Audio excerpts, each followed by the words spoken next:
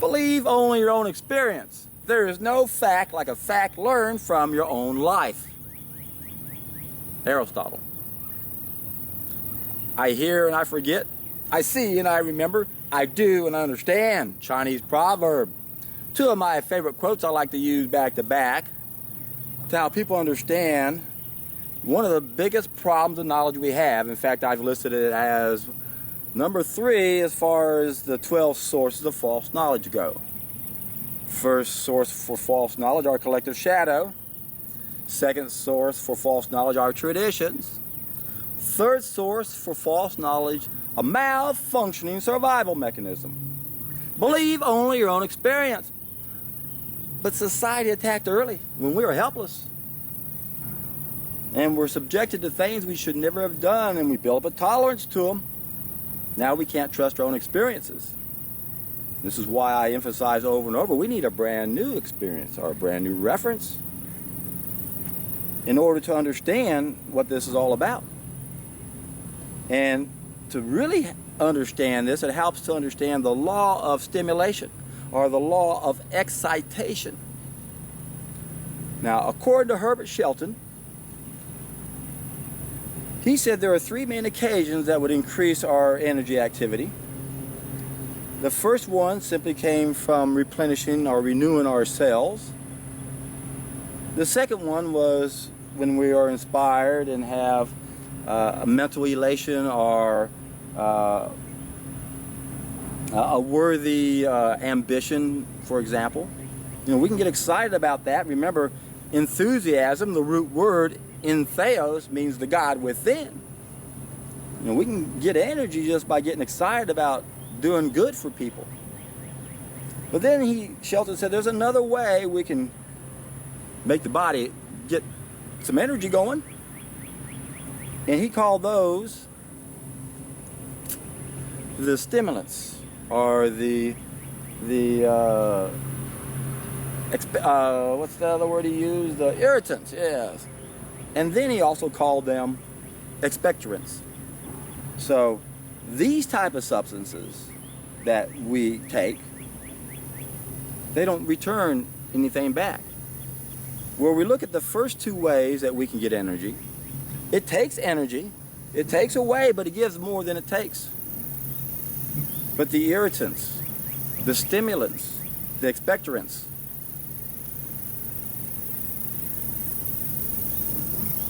they give nothing and they take much more. But they give the illusion that we're getting energy. Whenever we ingest a poison, the body says, hey, we got to get rid of it so your energy level's elevated. And we think, wow, look at this amphetamine I'm taking, some caffeine, look what I'm taking. Doesn't belong in me. And now I really feel good trying to get rid of it. But it's tantamount to whipping a horse to get it to giddy up and go, and then never feeding it. We're not being compensated. It's uncompensated stimulation. So I always say whenever we do anything, we always look at things from both sides. Are we being compensated? Is it going to take away something? Yes, a lot of things take away. Look what a water fast in itself does. It takes and takes and takes. But are we being compensated? Yes, we are. It's well worth it. On a water fast, we'll rob Peter to pay Paul to make sure our vital organs stay intact. We'll die before we lose those. But in the body's wisdom, it knows to go after bad stuff. That's what makes it so good. Not to mention, we're not going to be making the mistakes that get us in trouble.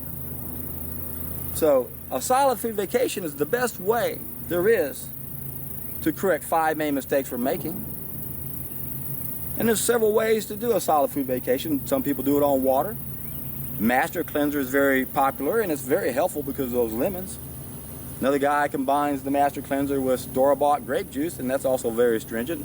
Uses bentonite clay, gets good results. Can't argue that it doesn't get good results, but you're not addressing other issues. Some people even drink their own urine, which is what we had to do long ago, many times. Especially if you're in a situation where you're injured, you're forced to have to drink your own urine. And then there's the ultimate way to take a solid food vacation. It's the best way to be compensated for what losses we have. John, you're not getting any fiber when you're doing a solid food vacation on juices. You're right. Are we being compensated? Oh boy, are we being compensated. Man, oh man, oh man. Look at the crap we're getting rid of. Look at how we're bumping up nutrients all over the place, especially those biophotons. That's going to change your mentality. I can't say a thing to the vast majority of people on this planet. No one can. To get them to change their mentality. But if you get them to change what they do, test an idea as time has come, that will change their mentality. Because it gets rid of the crap that's polluting your blood, that pollutes your brain, and it bumps up that sunlight energy faster than light. Coherent sunlight energy that our cells use to communicate to everything and feel one with everything. That's why we struggle so much. And you know that if you watched any of my videos. Because I harp on it over and over. That's why it's one of the many reasons why it's so important. And one of the many, many, many benefits, top 3, of taking a solid food vacation on juices is we reset our feedback system. We address piece number 5 in my special teaching tool. We have a malfunctioning survival mechanism. We can no longer trust our own experiences. And then when we do something different, if you do more than one thing, how do you know which is doing what? That's why I prefer my students to do as few things as possible so they'll learn the reason why they're getting better, mainly because they're not making those 5 main mistakes. That's what's doing it. And of course, when you go into a fasting mode, autolysis kicks in and you kick in a self-digestive mode and you gobble up that bad stuff. On juices, you just simply flush it out. And you're given all that energy you need to deal with the extremely toxic world we live in now because of the chemical revolution. You know, we need glutathione for our liver to complete a 2-phase process to neutralize and eliminate those toxins now. Water fasting can be harmful for people if they have too many environmental toxins in them. So that is always something we have to do when we consider a solid food vacation on nothing but water. But there's a reason why the solid food vacation on juices is an idea as time has come. Because most people are afraid of a water fast. Most people are disgusted of urine and whether or not it has extra super properties that help us because we live in a sick world is questionable in my mind still because I haven't done it. And I always qualify my videos when I don't have the actual experience. Now, do I have to have experience only to give my point of view? You know, I've never done chemotherapy. Never drank my own urine either. But the problem is that the people who do the chemo probably never read anything about it. I've read a lot about chemotherapy. Now, urine therapy, there's a remote chance you might be doing it because you saw somebody you really like, your mother or a relative, someone you trust, do it, and you saw what it did to them and you're willing to do it. Never read anything, but the chances are, if you've done something like urine therapy, you probably read a whole lot about it. I've read a lot about it too. I understand the concept, how it works homeopathically, isopathy. I understand that. I also understand there could be some stem cells in there. But I also understand that if you don't see the big picture, if you don't understand the law of excitation, you might be doing something and being stimulated in a way because you're putting something in there that doesn't belong there. Now, the big question is, if you did something like a urine fast, what's the question? You know what it is. Are we being compensated? I think there's a darn good chance we probably are being compensated because we know what's in the urine moments before was also in the blood. And there are certain conditions, again, that can be treated homeopathically, like allergies. And it's a simple concept, you know, whatever you're allergic to comes, when we reintroduce it, we create an antigen, and then the body knows how to deal with that better. And that's, again, the whole concept behind vibrational medicine. So whatever protocol you end up doing, you always want to consider both things. Are we being compensated? When you're eating food, guess what? It takes away energy to digest that food. It may cost you 300 calories to digest a certain meal, but then you turn around and you get 1,500 calories back. We're being compensated, aren't we? That's the idea behind people who are sick. You need to eat for your strength, but you know what? The more we feed a sick person, the more we harm them. Because if they really don't have energy to do anything, they don't have that energy to digest the food. They don't have that 300 calories to turn it into 1,500 calories, so it never gets digested. Now it becomes another added expense onto something they don't have expense to. That's why Hippocrates said, the more you feed the sick person, the more you harm them. That's why the solution is always a solid food vacation. When we have a dis-ease symptom, give the body a vacation. Chances are we're putting something in that doesn't belong there. And we can be stimulated in a lot of ways, and that can take away a cleansing reaction many times.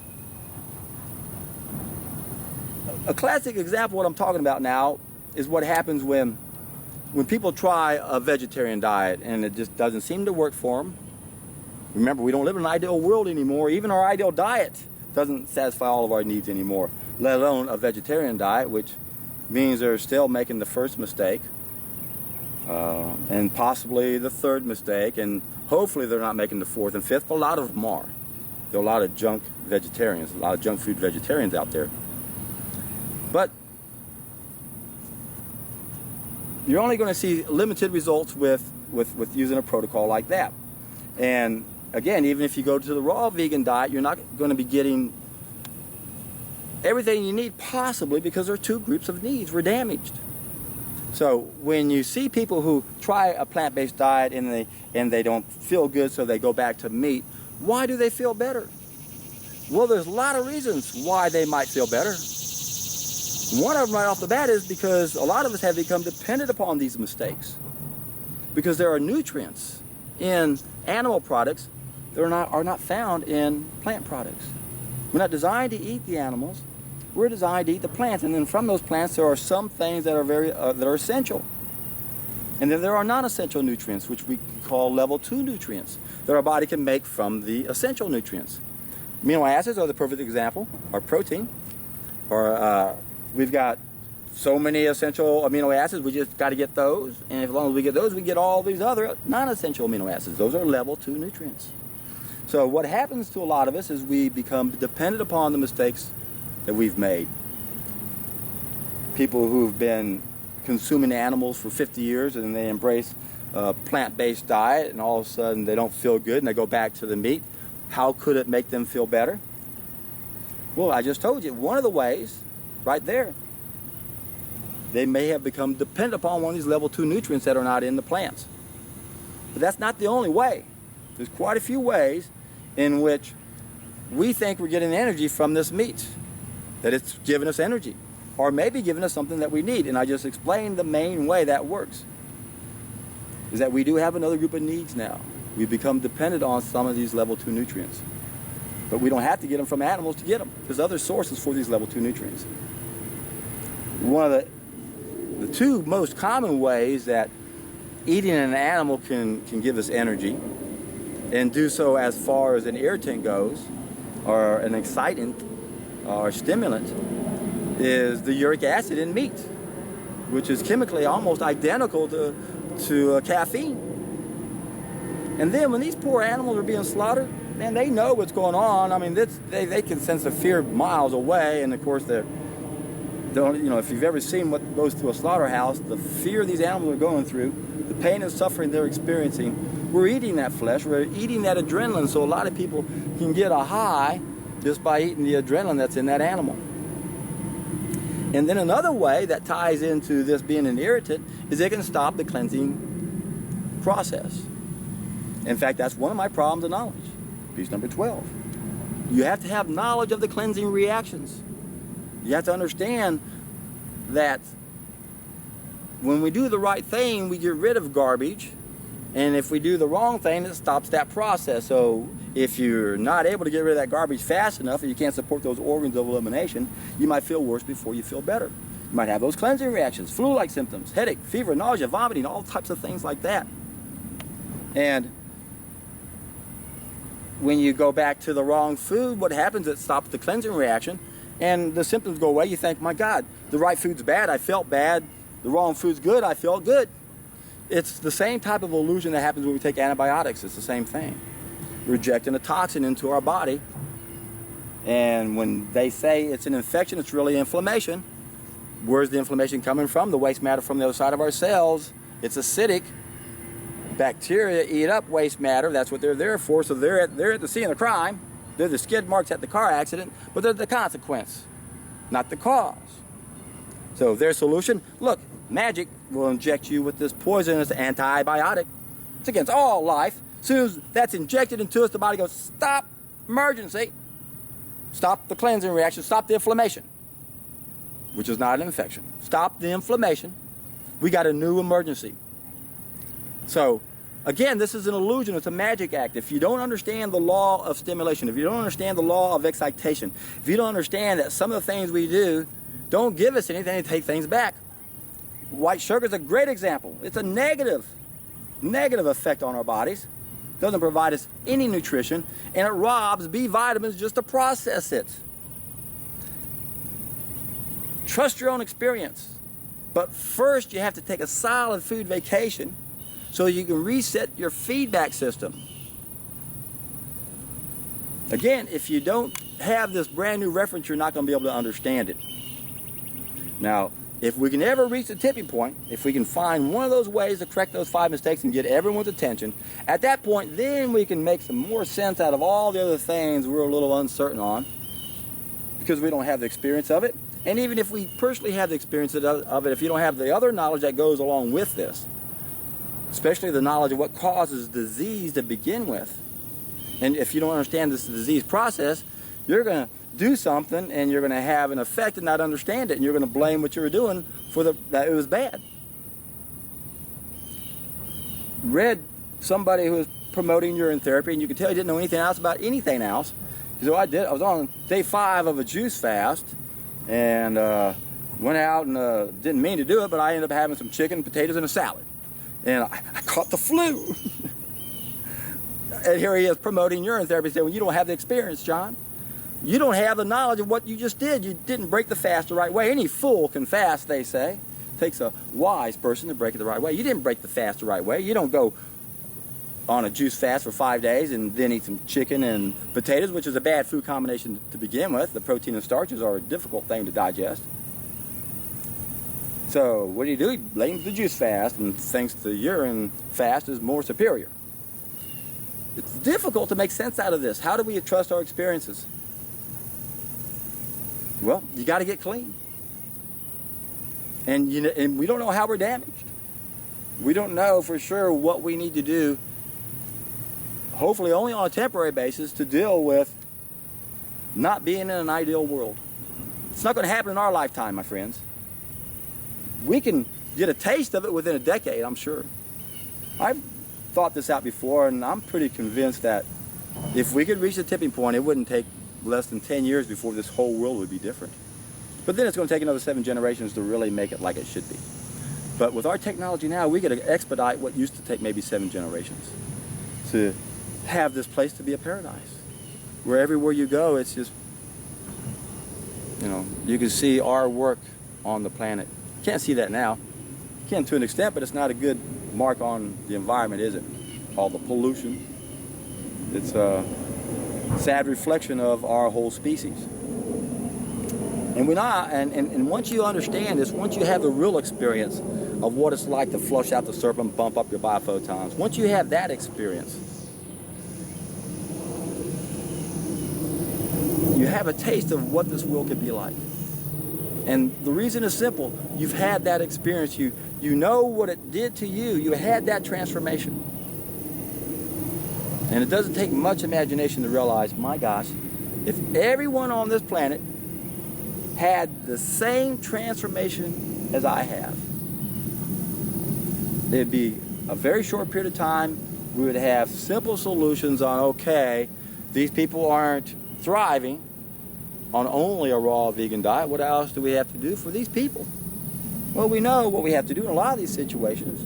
They're not getting some of the things they need because of where they live, or how they've been damaged, what they've been exposed to, the degree of toxicity they have within them.